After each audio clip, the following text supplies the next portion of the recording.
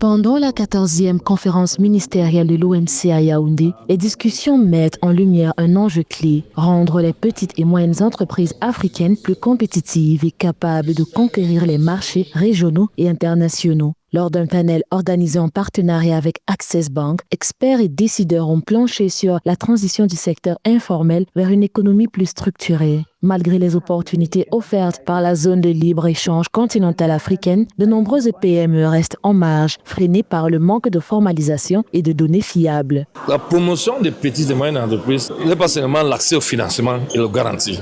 Il faut aussi l'éducation financière.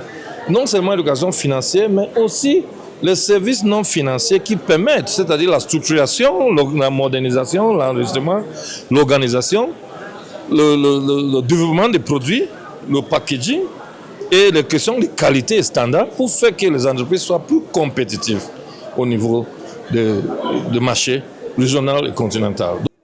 Parallèlement, un autre enjeu majeur se dessine, l'inclusion des femmes dans le commerce international, porté notamment par l'Organisation mondiale du commerce et International Trade Center. L'initiative met en lumière des solutions concrètes pour lever les barrières à l'accès au financement. Une dynamique soutenue par le programme WADE qui accompagne les femmes dans l'économie numérique et le commerce international. Des discussions sur les défis rencontrés par les femmes dans le commerce international et l'accès au financement durent depuis de nombreuses années. Mais aujourd'hui, avec cette initiative, il ne s'agit plus seulement de parler, l'action a commencé.